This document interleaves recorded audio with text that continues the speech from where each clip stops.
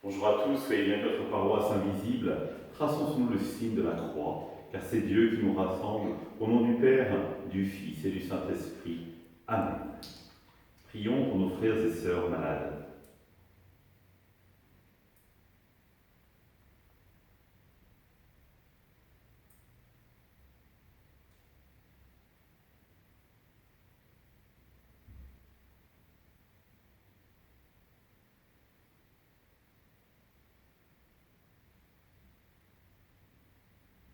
Prions pour les soignants et tous ceux qui œuvrent pour le bien commun.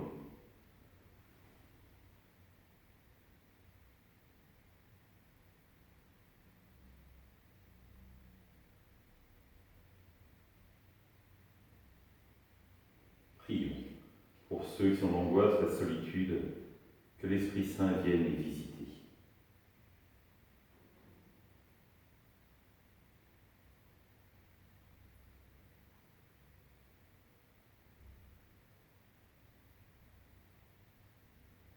Pour manifester notre communion, je vais maintenant allumer cette bougie au cierge pascal.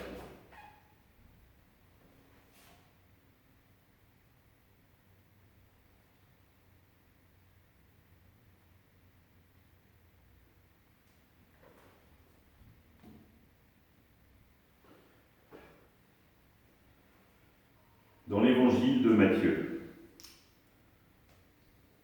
Jésus disait à ses disciples: méfiez-vous des scribes qui tiennent à se promener en vêtements d'apparat et qui aiment les salutations sur les places publiques, les sièges d'honneur dans les synagogues et les places d'honneur dans les dîners. Ils dévorent les biens des veuves et pour l'apparence, ils font de longues prières. Ils seront d'autant plus sévèrement jugés. Jésus s'étant assis dans le temple en face de la salle du trésor et regardait comme la foule y mettait de l'argent, beaucoup de riches y mettaient de grosses sommes. Une pauvre veuve s'approcha et mit 2 petites pièces de monnaie. Jésus appela ses disciples et leur déclara: Amen, je vous le dis, cette pauvre veuve a mis dans le trésor plus que tous les autres.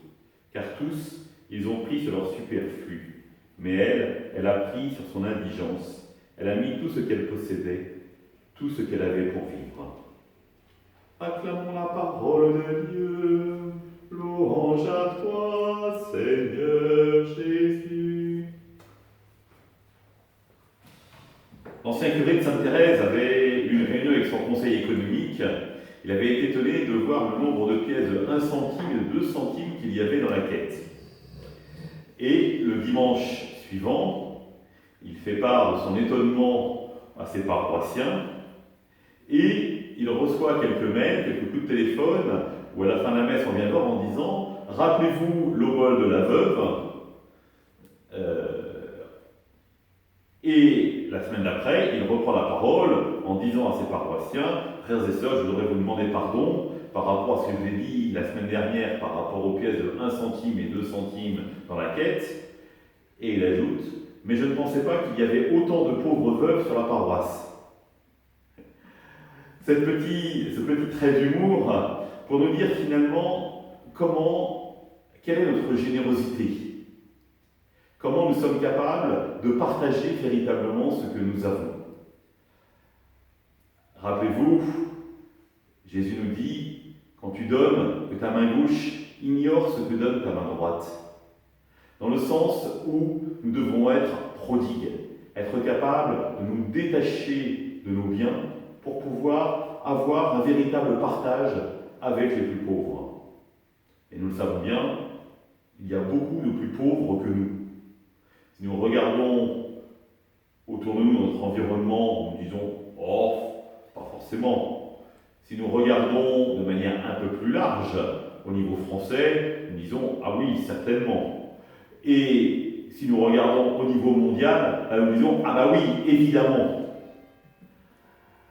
Oui, ce qui est important, ce ne sont pas nos biens qui nous possèdent, mais nous qui possédons nos biens. Et donc, qu'est-ce que nous sommes capables de partager véritablement avec les autres? L'Église donne ce petit repère qu'il y avait déjà dans l'Ancien Testament, 10% des revenus à partager avec les plus pauvres. Et je crois qu'il y a un exercice intéressant à faire avec les enfants. Évidemment, ils ne sont pas concernés par la somme qui va être donnée par les parents, mais de se dire avec qui va-t-on partager, pour montrer que finalement la famille n'est pas autosuffisante, mais qu'elle est invitée toujours à s'ouvrir davantage aux autres. Et donc choisir ensemble une association que l'on va soutenir pour véritablement ancrer le partage dans la famille. Et croyez-moi, si nous sommes capables d'aller partager à l'extra, c'est-à-dire vraiment d'aller vers l'extérieur, alors le partage dans la famille elle-même se fera de manière beaucoup plus sereine et beaucoup plus joyeuse. Ensemble, nous prions. Notre Père, qui es aux cieux, que ton nom soit sanctifié, que ton règne vienne, que ta volonté soit faite sur la terre comme au ciel. Donne-nous aujourd'hui notre pain de ce jour. Pardonne-nous nos offenses, comme nous pardonnons aussi à ceux qui nous ont offensés. Et ne nous laisse pas entrer en tentation, mais délivre-nous du mal. Amen. Que le Seigneur nous bénisse, nous accompagne notre journée, nous garde dans la paix. Au nom